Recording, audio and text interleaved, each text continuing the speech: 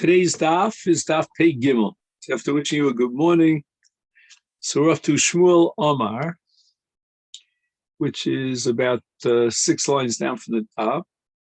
Lesa lebraisa makami masnisin. Whenever we have a contradiction between a Mishnah and a Brisa, then we don't pay attention to the Brisa, but rather we paskin like the Mishnah.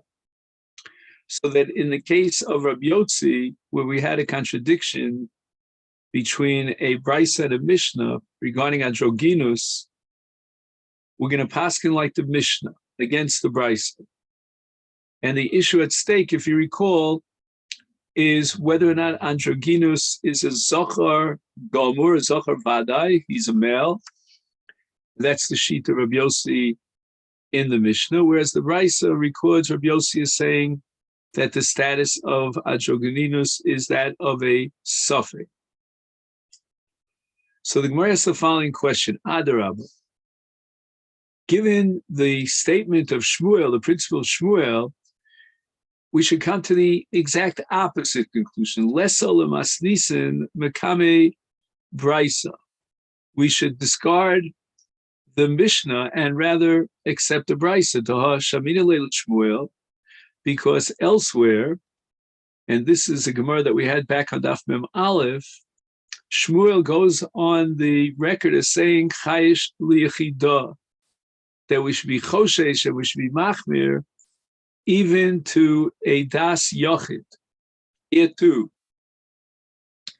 even if we assume that the opinion of the Tana in our Mishnah that Rabbi Yossi holds that androgynous is a zocher gamur, yeah, but we still have to worry about a das yechida, if we consider the Brisa as a das yechida, as a dissenting minority view, but nevertheless we have to be chochesh even for a minority view, according to Shmuel. And the Brisa presents the opinion of Rabbi Yotzi that androgynous is a suffix. So therefore, we cannot assume and give him a status of a zocher gamur, a zocher vadai, who can feed his wife truma, but rather misafek, he cannot be machil his wife truma. We have to be choshesh for the brisa, and that should be Shmuel's shita, because chayish liyichida. So Gemara answers, Hani immediately, when are we choshesh according to Shmuel for das yichida?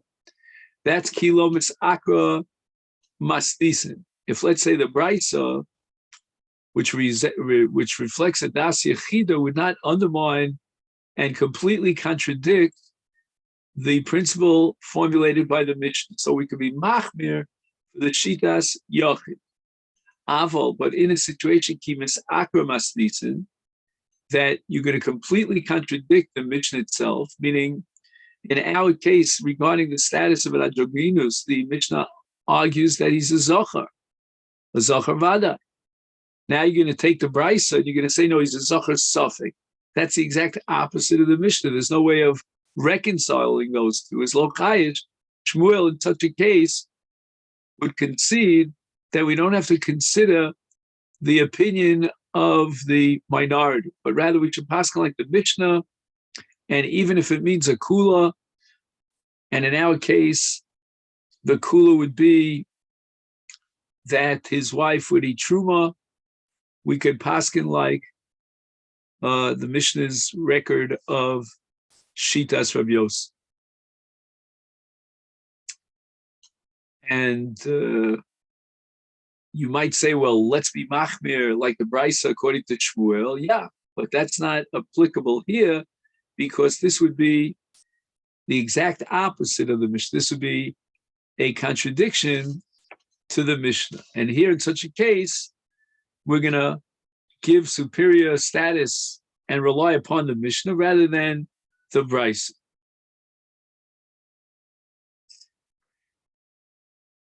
So just to summarize here, he writes in the note here that machlokes kan bein Mishnah Brisa im nachmir Shmuel ke Brisa. If Shmuel would say, let's be machmir for the sheet of the Brisa, and we won't allow his wife to eat truma, nimtza shedivrei Mishnah ne'ekru legamri.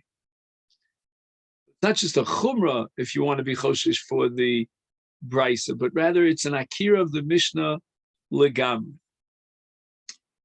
Amri Beirav, Mishmei de Rav. We'll see later on who's Beirav, but they say in the name of Rav, Halacha Rab Yotzi be androgynous. And that means we paskin like Rab Yotzi in our Mishnah that androgynous is a zachar gamur. And now there's going to be a list enumerated here of the psukim of Rav, of Beirav in the name of Rav. So we have the first one, and now we go on to the second one, Bar Kava. Then we go on to others here, Shmuel Amar Bikoshi.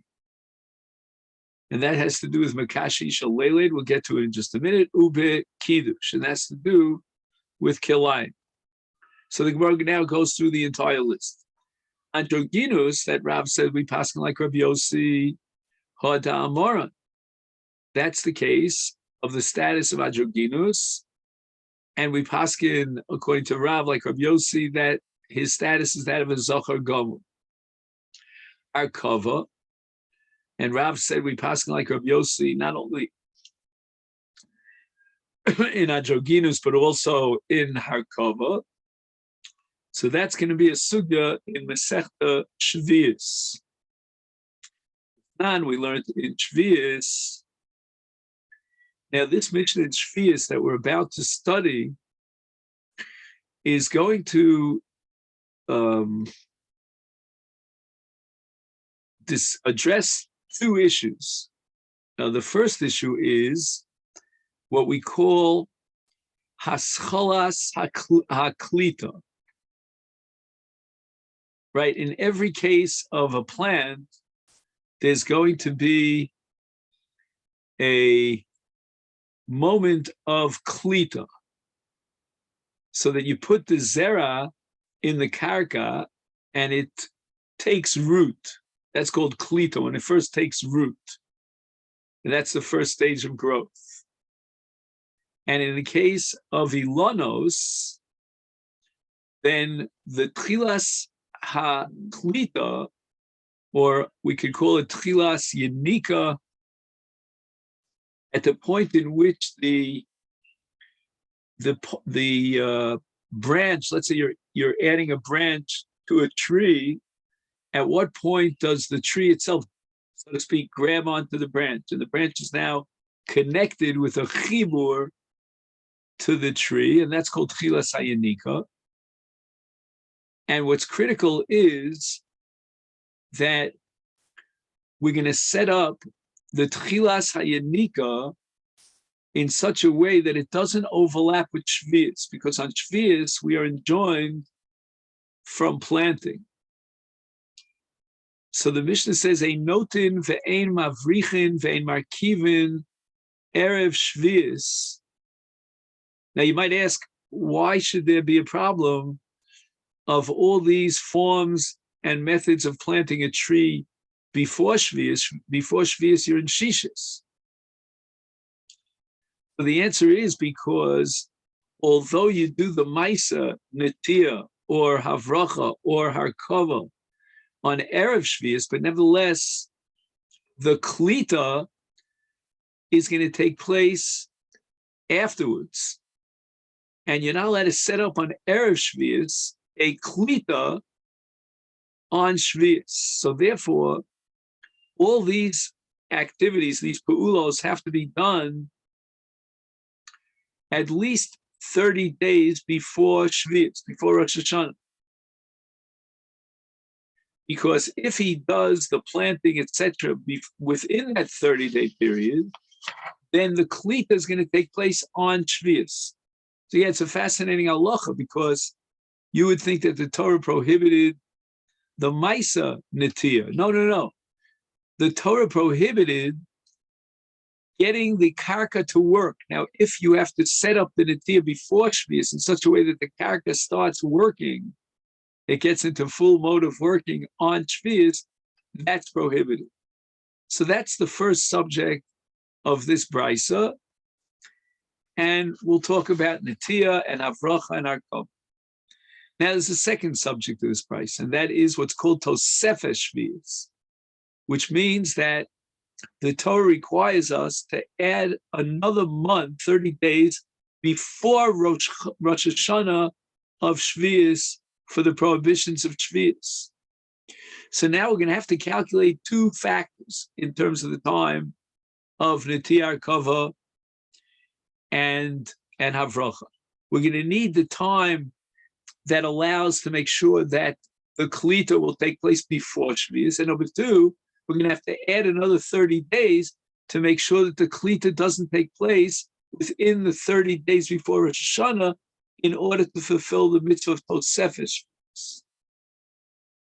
So therefore, we need a period of time that is, first of all, giving us that buffer zone of 30 days before Rosh Hashanah. That's before we get to Tosefes Shvius.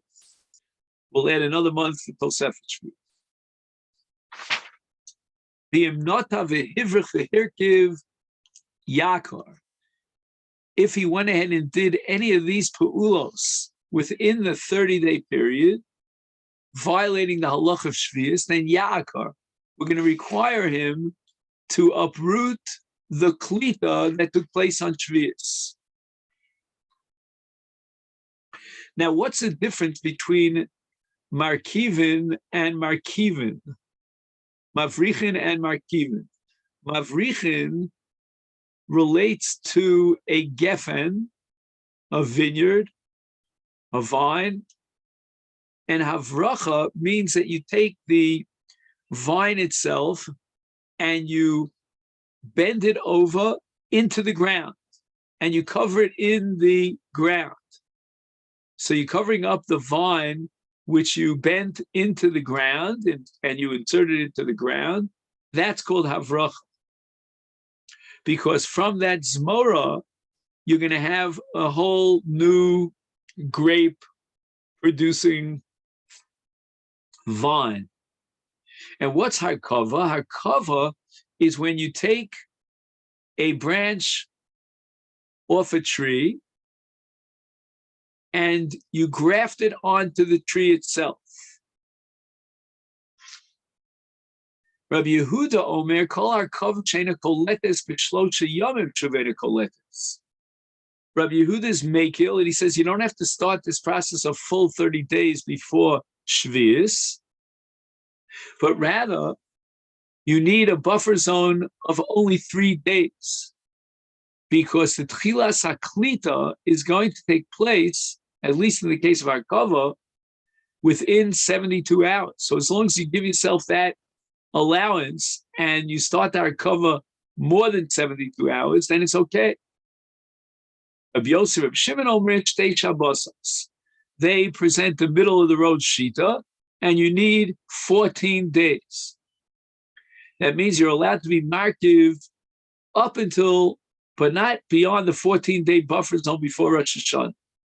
V'yomer Rav Nachman Omer Rabba bar Avua l'divrei Omer shloshim tzarech shloshim u'shloshim. We need 60. L'divrei Omer shlosha tzarech shlosho shloshim. We need 33. L'divrei Omer shtei shabbosos. We need tzarech shtei shabbosos u'shloshim. We need 44 days. And all these comments here are a result of the Torah's requirement of Tosefet Shvius. So we're always going to add 30 days, and all of these pu'ulos, all of these forms of labor have to be done in such a way that you guarantee that there won't be a klita within Tosefet Shvius. Like, let's say Rosh Chodesh Elul. So you're going to need to guarantee that there's no klita as a result of your pula after post Rosh Chodesh Elul, and that's going to mean that you have to do these pu'ulos in such a way that you have that buffer zone of either 30 days or 3 days or 14 days before Rosh Chodesh Elul. Ushmuel Amar. Okay, so just 1 second here. So how do we paskin?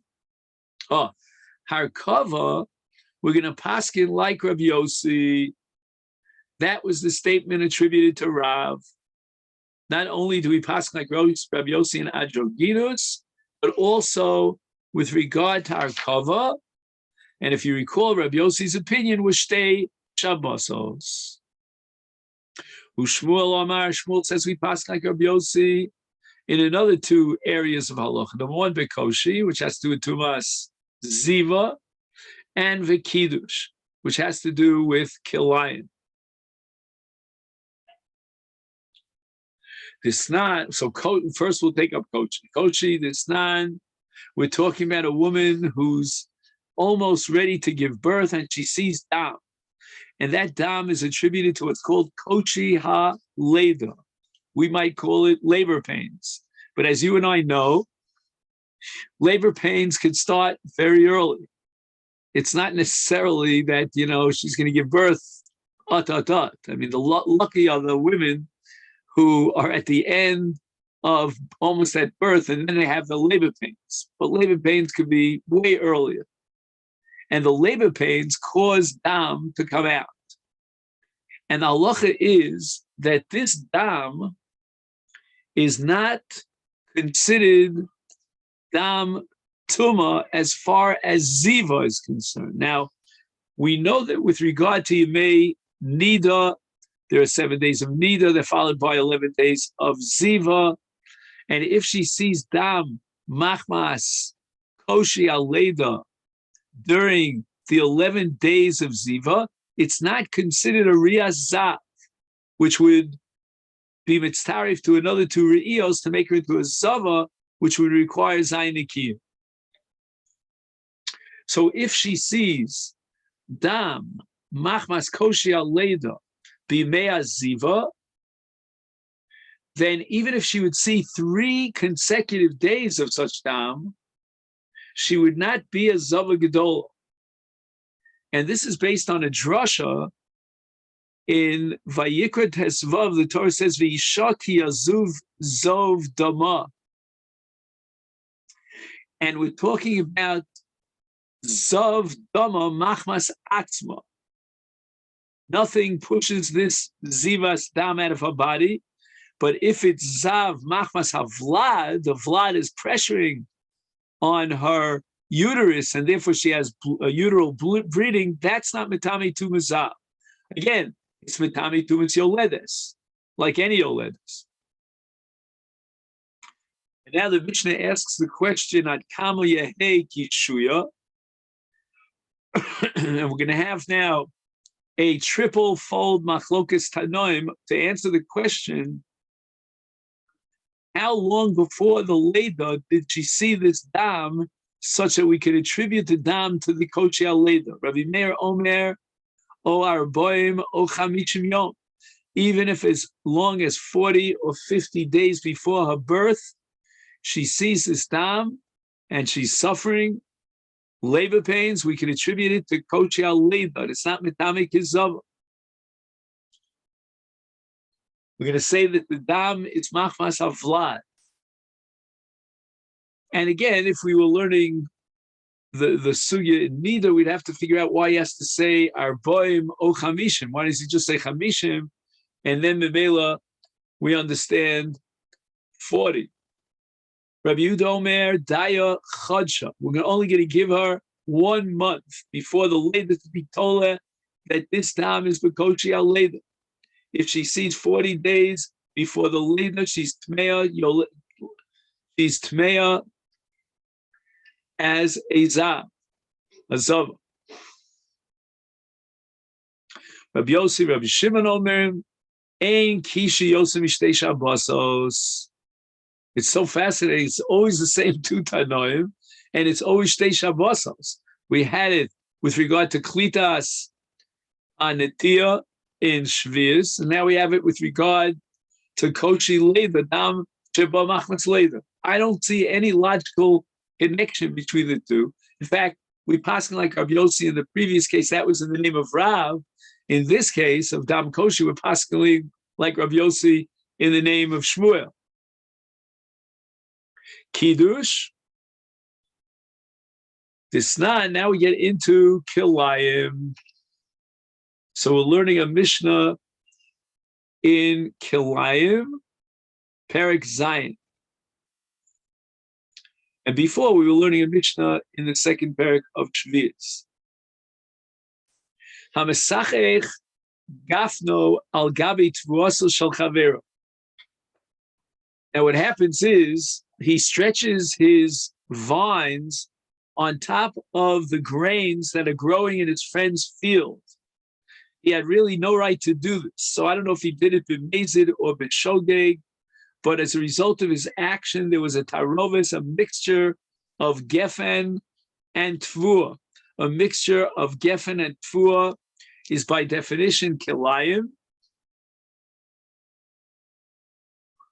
And if, as a result of the gefen, there was a tosefes of 1 to 200 of a shear of 1, echad b'masayin, hareze kidesh, the tarovis itself, all of it is asura mishum kilayim.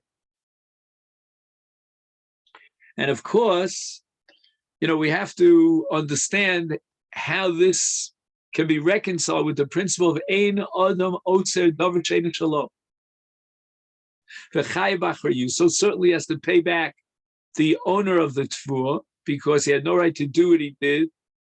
Divrei Rabbi Meir. So this is the opinion of Rabbi Meir, that I can create an isur on your tvua by being mesachech my gefen onto your tvua, and there's a taroves and a tosefes of more than 1 to 200. In which case the whole thing becomes osur bana, which is called kidesh. That's the opinion of Rabbi Meir. And frankly speaking, it would seem to me that Rabbi Meir is completely oblivious to the principle of ein adam otzer davar she'eino shalom. However, the dissenting view of Rabbi Yossi and Rabbi Shimon Omrim, they're going to employ the principle and activate the principle of ein adam otzer davar she'eino shalom.